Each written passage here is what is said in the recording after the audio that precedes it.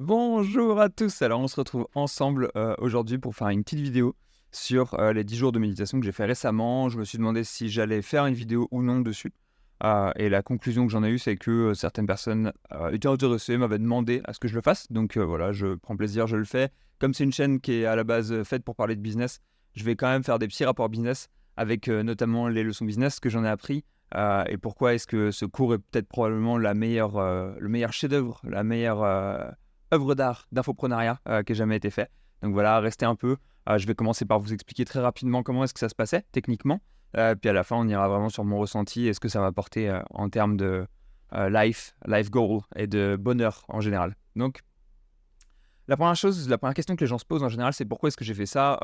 J'étais déjà quelqu'un qui méditait régulièrement, donc c'est déjà quelque chose que j'appréciais faire. C'était quelque chose qui était venu progressivement pour combattre le stress, notamment lié au taf. Donc j'ai continué à le faire, ça a toujours été un grand plaisir. Et là, comme je me suis retrouvé à être indépendant et avoir un peu plus de temps devant moi, je me suis dit que c'était l'occasion d'en profiter et donc d'aller tester ça. Voilà, c'était quelque chose dont j'avais entendu parler, que j'avais envie d'essayer. Et donc je me suis dit, let's go, j'essaye. Donc je me suis inscrit, j'avais un mois d'attente, j'y étais. J'étais en moto, c'était à 8h30 de route, donc c'était un sacré trajet, un sacré trip. Ça faisait partie de l'expérience, c'était intéressant. Et donc j'arrive là-bas, je vais vous faire voir très rapidement les photos de l'endroit. Alors, tac, hop là.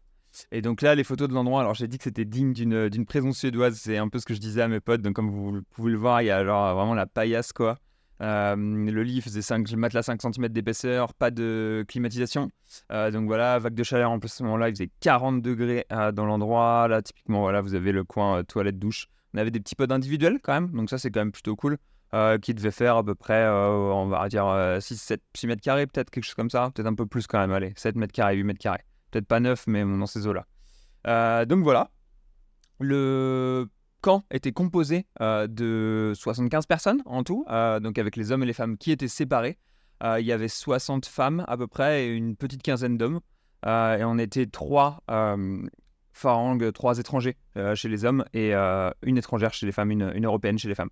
Je vous fais voir très rapidement l'emploi du temps, histoire que vous compreniez de quoi est-ce qu'il leur tournait et qu'est-ce qu'on faisait toute la journée. Donc il y a une partie recommandée et une partie obligatoire. Je vais vous dire très rapidement lesquelles sont obligatoires et lesquelles sont recommandées. Vous allez comprendre pourquoi est-ce que c'est intéressant. Réveil à 4 heures. Voilà, ça c'était un peu compliqué au début étant donné que je suis pas vraiment du matin initialement. Et ensuite 4h30 à 6h30, ça c'était une méditation qui était recommandée mais qui n'était pas obligatoire. La première méditation obligatoire était de 8 à 9, celle-ci. Ensuite, on avait de 6h30 à 8h la pause du petit déjeuner. Donc, en général, ce qui se passait, quand j'ai compris un peu les parties qui étaient recommandées vs les parties qui étaient obligatoires, typiquement 4h à 6h, méditer à ce moment-là, c'est très compliqué pour moi parce que j'étais extrêmement fatigué. Donc, qu'est-ce que je faisais? Boum, je skippais, je me réveillais à 6h parce qu'il commençait à y avoir des chants et des chansons qui étaient envoyées directement sur les speakers qui étaient dans les jardins. Et donc là, voilà, ensuite j'arrivais au petit déjeuner à 6h30. Je prenais pas de café, histoire de rester au maximum de la fatigue. Parce que après, de 9 à 11, là, on avait une méditation qui était optionnelle. Et donc à ce moment-là, ce que je faisais, c'est que je en profitais pour essayer de redormir 1 heure. Je suis un très bon dormeur, j'ai vraiment beaucoup de chance là-dessus et ça m'a beaucoup aidé. Je vous expliquerai après pourquoi. Petite pause déj de 11h à midi. Et ensuite, midi 13h, petit repos. Donc là, j'en profitais. En gros, ce qu'il faut savoir, c'est que dans les règles, on n'a pas le droit de faire d'exercice. On n'a pas le droit de noter quoi que ce soit. Donc on n'a pas de carnet, on n'a pas de stylo, on n'a pas de lecture non plus, pas de livre, pas de téléphone évidemment, pas de contact avec l'extérieur. Et on est limité dans une petite zone qui fait à peu près 150 mètres de longueur sur 50-60 mètres de large. Et donc ce que je faisais à ce moment-là, c'est le 12 à 13h, c'est un moment où on avait le droit de marcher dans cette zone-là, dans le parc. Donc en gros, j'en ai énormément profité, je marchais énormément. Il y avait un balai à ma disposition et je balayais les feuilles mortes aussi, histoire de m'occuper au maximum. Ça faisait un tout petit peu d'exercice, mais bon, de midi à 13h, quand il fait 40 degrés dehors, je peux vous dire que balayer les feuilles mortes, ça fait mal. Là, 13h à 14h30, on avait une petite méditation suggérée. Donc à ce moment-là, ce que je faisais, j'en profitais, j'essayais de redormir un peu, mais ça devenait compliqué de dormir parce que j'avais déjà bien dormi. Et ensuite, 14h30, 15h30, hop là, méditation de groupe. La reméditation suggérée, de 5 à 6. Donc là, il y avait une petite occasion d'aller se rafraîchir. Donc ceux qui voulaient boire un truc, manger un truc, pouvaient le faire chez les nouveaux étudiants, chez les anciens étudiants, donc ceux qui ont déjà fait un camp de 10 jours de méditation avec ce programme-là, eux ne pouvaient pas manger après midi. Ça fait partie des règles qu'ils doivent de suivre, en gros, si jamais ils ont déjà suivi une première fois le truc. Ensuite, 6 à 7, qu'est-ce qu'on a? Méditation de groupe dans le hall, donc la reméditation obligatoire. Là, on commence à être vraiment fatigué de méditer, même si vous avez l'habitude de méditer, quand vous commencez à méditer 3, 4, 5 heures par jour, honnêtement, ça fait vraiment beaucoup. Je réfléchissais à ça, en fait, c'est marrant, quand j'étais en train de méditer, je me faisais un petit comparatif. Être capable, je me disais, c'est cool, je sais déjà méditer 10 minutes par jour, mais en fait, passer de 10 minutes à 4 heures, c'est l'équivalent de passer de 10 minutes de course par jour à un marathon par jour. Donc en gros, en termes d'échelle, c'est complètement démesuré et complètement différent. Ensuite, de 7h à 8h, on avait le discours de Goenka. Donc, je vais vous expliquer après qui était Goenka, le meilleur infopreneur du monde, assez simplement.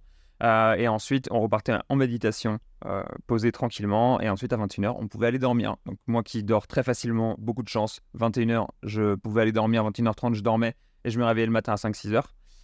Mais les autres étrangers qui étaient avec moi, qui avaient moins l'habitude de la chaleur, par exemple, donc pas de clim, 40 degrés la journée, vous imaginez que le soir il fait très chaud, malgré un petit ventilateur, ça ne suffit pas.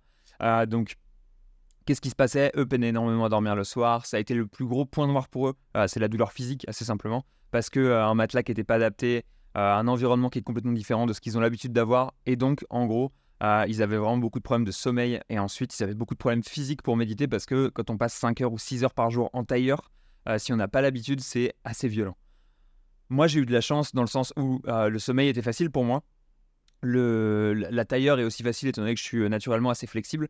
Et le dernier point qui était particulièrement facile pour moi, c'est voilà, je méditais, c'était OK et ça me faisait passer le temps. Toutefois, j'ai quand même besoin de beaucoup d'activités et donc l'ennui était le pire pour moi étant donné que voilà, sur des périodes comme ça, là, par exemple 13h à 14h30, j'arrivais plus à dormir. Là, pareil, celle-là aussi, 15h30, 17h, j'arrivais plus à dormir. Je devais être dans ma chambre, j'attendais, j'avais déjà médité 3 heures, 4 heures dans la journée, j'en avais marre de méditer, je savais que j'allais reméditer plus tard. Donc j'étais un peu en mode, ok, je slow down sur la méditation parce qu'il faut que je garde mon concentration pour les méditations obligatoires plus tard. Et donc, au niveau de cette méditation-là, je m'étirais un peu, j'attendais, et c'était vraiment long. Et même les premiers jours de méditation, c'est très dur de méditer 1 heure d'affilée sans se déconcentrer. Et donc, il y a des fois où on se fait chier, c'est long et on attend, quoi. Donc, en gros, c'est un peu les difficultés, les plus grosses difficultés que j'ai eues, c'était clairement, moi personnellement, lié à ce côté l'ennui, en fait, assez simplement. Les difficultés que les autres ont eues, donc voilà, vraiment douleur physique, etc. Ensuite, je vais vous parler un peu de Goenka. Donc, juste pour vous faire voir rapidement qui est Goenka. Goenka, c'est ce gars. C'est un Indien d'origine indienne, né en Birmanie, qui était un mec, bon, assez simplement, c'était un mec business. Et en gros, qu'est-ce qui s'est passé? Il a découvert la méditation quand il avait une trentaine d'années. Il a surkiffé, il a surdéveloppé ça. Et comme c'était un bon gars business avec un bon mindset business, il l'a étendu à très grande échelle. Et donc, la méditation Vipassana, c'est comme ça que s'appelle le type de méditation que j'ai appris pendant cette période-là, s'est retrouvé à être propagé à l'échelle internationale. Pourquoi est-ce que Goenka est le meilleur infopreneur que vous puissiez connaître et que vous puissiez rencontrer? Et quelles leçons est-ce qu'on a à retenir de ces 10 jours de cours donnés par un infopreneur qui, à l'heure qu'il est mort? Et on se retrouve encore avec son discours qui est envoyé partout dans le monde régulièrement, tous les mois, toutes les semaines, en Europe, en Asie, etc. En gros, déjà à savoir, la formation dure 10 jours. Donc, c'est quelque chose où on a délimité en termes de temps le timing auquel on devait avancer. Et donc, contrairement à une formation qu'on pourrait acheter sur Internet et où on se retrouverait à faire étape par étape à notre rythme et donc pas forcément avoir le bon rythme adapté, là, cette fois, on a un rythme qui est défini pour nous. Et donc, ça nous permet d'avoir une utilisation optimale du rythme, on va dire. Ensuite, Goenka, il dit vraiment une chose qui est extrêmement intéressante et qui est complètement capitale et qui est un peu parfois oubliée dans les formations qu'on va pouvoir se retrouver à acheter sur Internet, c'est que la pratique, la théorie n'est pas du tout suffisante et que la pratique est amplement nécessaire. Et donc, assez simplement, il n'est pas possible. Là, ce qui est bien, c'est qu'en fait, en bloquant tout et en donnant 10 jours à ça, on oblige les personnes à mettre en pratique, à ce que j'appelle loguer des heures, donc en fait à mettre des heures dans la pratique, à passer du temps dessus. Et donc, comme ça, ils développent leurs compétences, ils développent leur énergie et ça leur permet d'apprendre à bien méditer. En l'occurrence, si on faisait le parallèle avec un business web, il faudrait que sur un business web, on puisse bloquer beaucoup de choses, que la personne elle soit obligée de mettre plusieurs heures par jour et que si elle n'a pas fait ces plusieurs heures par jour, on ne puisse pas avancer.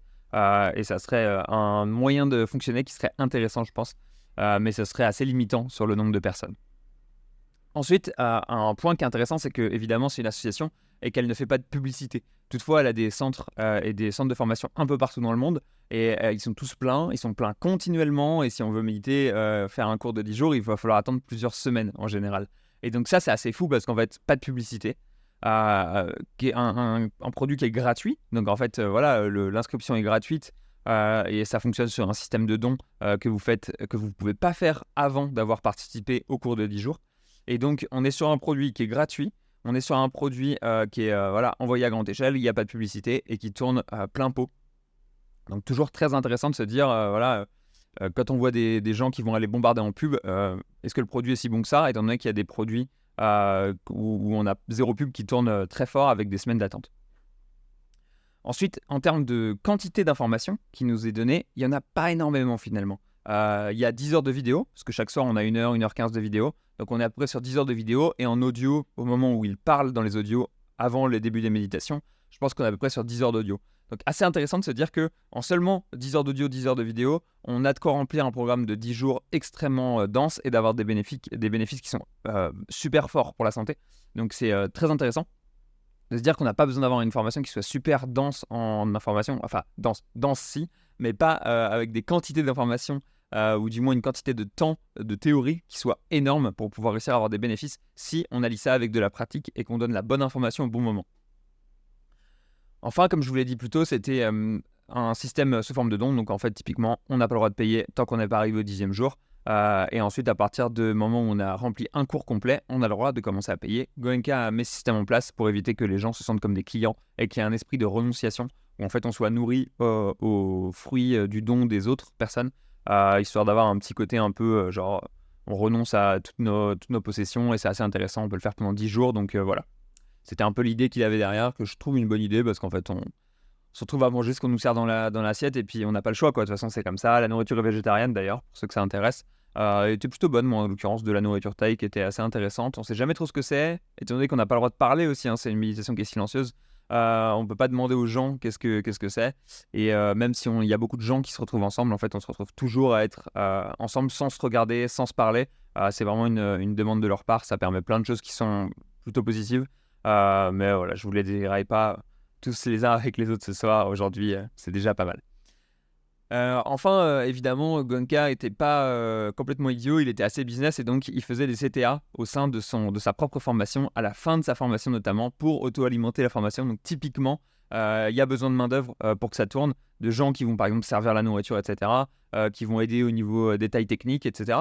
Et donc, ce que fait Goenka, c'est qu'à la fin de sa formation, il envoie un gros CTA en disant voilà, vous avez profité pendant 10 jours de ces gens-là qui sont venus et qui ont donné de leur temps, en fait, des volontaires qui ont donné de leur temps pour pouvoir faire tourner la situation. Vous aussi, je pense qu'il serait intéressant que vous donniez de votre temps, vous vous sentirez plus grandi, etc.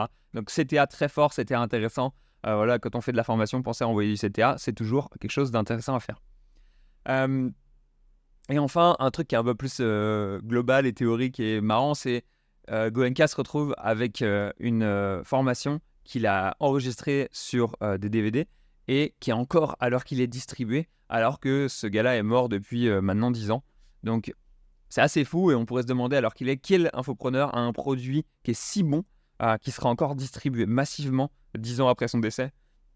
J'aimerais vraiment savoir quel infopreneur serait capable de ça. Parce que ça veut dire que le produit est bon, et en fait c'est assez fort, quoi, de se dire qu'on est sur ce niveau de distribution et d'influence. Enfin, je vais finir cette vidéo par les quelques impacts que ça a eu sur ma vie, les points qui sont intéressants. Assez simplement, pour toute la partie consulting que j'avais commencé à faire, il n'y a pas eu d'impact sur mes clients et sur le côté business. Je leur ai dit que j'assurais le service pour que les heures il y ait un petit peu plus d'heures qui soient log avant, un petit peu plus d'heures qui soient log après, et que ça ne se sente pas trop sur le day-to-day business. J'ai pas de clients avec qui j'ai vraiment besoin d'avoir une présence continuelle dans leur structure. Donc au final, ça n'a pas été gênant pour cette chose-là. Ils n'étaient pas inquiets, j'avais un autorépondeur mail, donc ça roulait. Faut quand même savoir qu'au niveau les organisations continuent de tourner, donc quand on arrive et qu'on doit récupérer l'information qui s'est passée pendant le moment où on était là, il faut quelques jours. Typiquement, je suis en train de tourner cette vidéo le vendredi, donc il m'a fallu bien 3 jours, 4 jours avant de rattraper tous les messages que j'avais reçus, tous les mails que j'avais reçus, etc., et de pouvoir reprendre un cours de vie plus ou moins normal, on va dire. Qu'est-ce qu'il y a aussi qui est intéressant? Pour la partie édition de site, l'édition de site, c'est souvent un truc qu'on dit qui est très passif et cetera. Là, en l'occurrence, j'ai arrêté de toucher au site pendant 10 jours. Mon stagiaire a touché un petit peu au site au début, puis a tranquillement, laissé couler. Le site a décroché complet, en fin de période de méditation, donc j'étais un peu dégoûté. Je me suis dit: «Putain, voilà, Google a vu que j'étais un spammer, le karma m'a rattrapé» et donc je me suis retrouvé à avoir un beau décrochage à un -10, -15 sur mon top keyword. Donc un peu dégoûté, mais bon, c'est les aléas de l'édition de site. Écoutez, on va retravailler, on va charbonner, on va aller ranker ça et puis on va l'encaisser, hein, c'est quand même le but. Ensuite, le point le plus fort en fait et ce pourquoi je vous le conseille énormément, c'est sur, le bonheur. Assez simplement, je suis sorti, c'était un net positif, c'était super fort. Je me sentais vraiment, vraiment plus heureux, tout était plus simple. Mes relations étaient beaucoup mieux et beaucoup plus simples en fait, assez simplement, beaucoup plus saines. J'étais beaucoup moins irrité par tous les gens qui étaient autour de moi et donc c'était vraiment, vraiment un net positif sur le bonheur. Donc pour les gens qui souhaitent investir dans leur bonheur, pour moi, c'est vraiment la chose à faire, et je pense que la méditation, pour moi, ça fait partie des 4 piliers du bonheur avec, voilà, bien dormir, bien manger, bien faire du sport et bien méditer et en fait, là, on est sûr d'avoir 100 de bonheur, quoi, en gros, dans l'idée. Ou du moins, ça réduit tous les autres facteurs qui pourraient être chiants, genre liés au stress et cetera. Donc voilà, là, je continue alors qu'il est à méditer encore entre 30 minutes et 1 heure par jour. Souvent, je fais 2 sessions de 15-20 minutes à des moments où, voilà, quand j'ai donné un peu d'énergie, pour recharger les batteries, c'est toujours un point qui est très intéressant et enfin, il y a des centres en France, je vais vous ressortir mon écran, hop là, boum. Je vais vous ressortir mon écran et donc il y a des centres en France et il y a des cours de 10 jours qui se font tout le temps. Vous pouvez aller sur le site dama.org, dha2ma.org et vous verrez, il y a des cours de 10 jours qui se font. Vous pouvez les chercher. Ça dépend des endroits, ça dépend de vos disponibilités. Mais en gros, c'est pas besoin de venir en Thaïlande pour faire ça. Si vous voulez venir avec plaisir, vous aurez de la bonne nourriture thaïlandaise au profit. Mais sinon, voilà, vous pouvez le faire en France et tous les gens qui souhaitent être plus heureux, en général, je pense, c'est vraiment quelque chose que je vous conseille parce que je pense que c'est vraiment quelque chose qui est très très intéressant pour l'aspect bonheur dans sa vie. Voilà, sur ce, je vous souhaite une bonne journée sur YouTube. Continuez de ranker, évidemment, mais continuez surtout d'être heureux et méditez si jamais vous avez le temps pour le faire. Si vous n'avez pas le temps, profitez-en un peu, décalez quelques meetings, méditez un petit peu, au moins 5 minutes, ça vous fera du bien. Sur ce, je vous souhaite une bonne journée, hasta la vista, continuez fort à ranker et à